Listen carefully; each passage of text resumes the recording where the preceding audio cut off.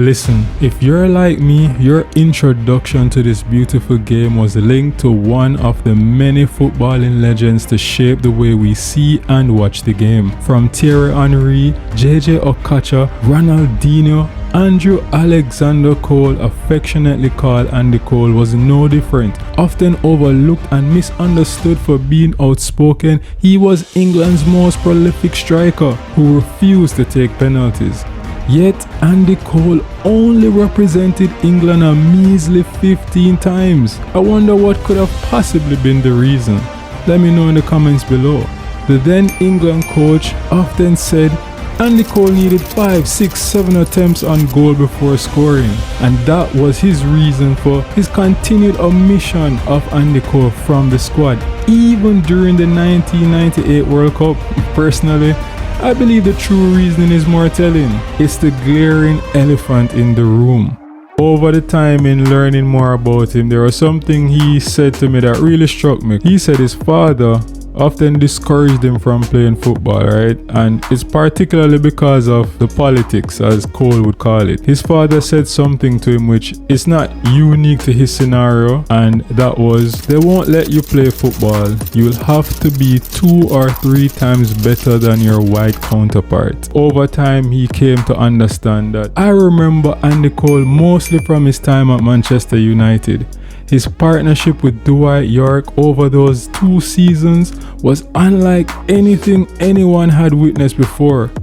At least for me at that tender age. Telepathic in nature, Professor Xavier was no match for them. Not to mention they were both black, or as I would like to say, richly melanated. This was the period when I started following Manchester United, right when they won the treble.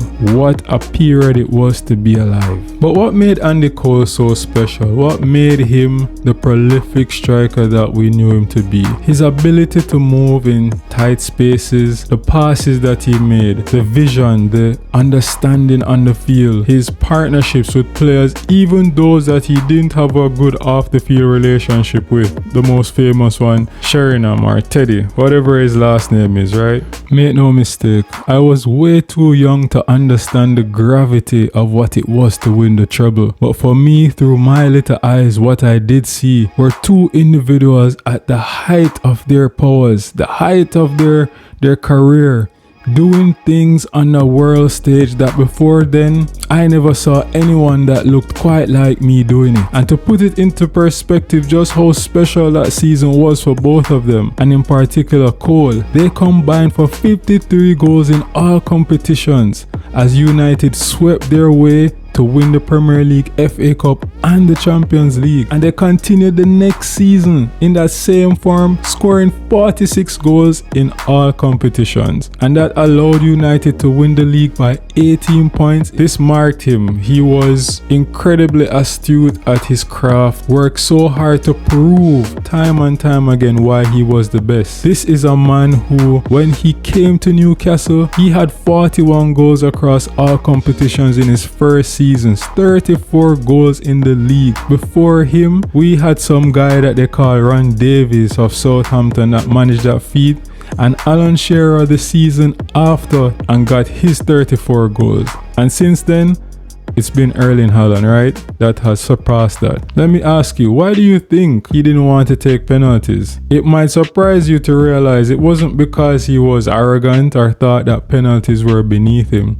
But it was born in this simple understanding, this simple ideology that anything that I do, I must show my worth. I must work and prove my worth for my wages. And his mindset was that if I can't score in open play, which is what I'm being paid for, then I shouldn't be taking penalties. And as simple as that seems, that mindset, that thought was what made him the striker that he was, because let's be honest, he was incredible in front of goal. I mean, he's the 3rd all-time scoring English player in the Premier League, with 194 behind Wayne Rooney and Alan Shearer. And if you really look at it though, if he scored penalties or if you were to remove penalties, it would probably bring Shearer down to 10 goals more than him, right? And then if you were to look at even the amount of games he started or minutes played, then you realize that if he didn't have some of those injuries, like the famous tackle that he got that broke both his legs, and even the knee injuries that he had towards the end of his United time, man, homeboy would have been insane. And that makes me wonder, why wouldn't they pick him to play for England more often? I mean,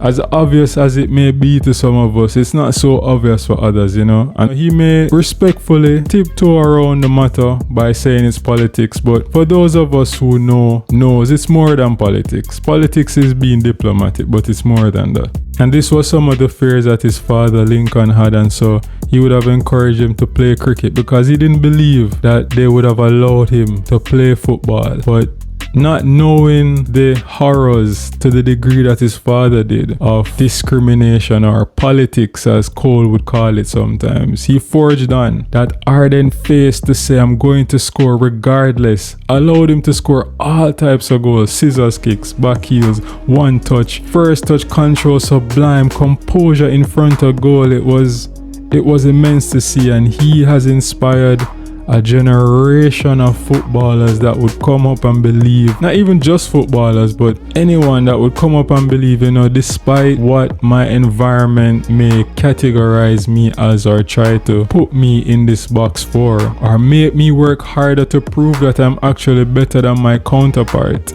that I could still do it. And this is what Cole did, and this is what he proved throughout his entire career. Andy Cole was one of those once in a lifetime generational talent that comes along and does incredible things that you only dream of seeing a player do, and with the consistency and proficiency that it's mind-blowing. It awestrucks you. But I guarantee you there is another Manchester United Academy graduate who, something really special.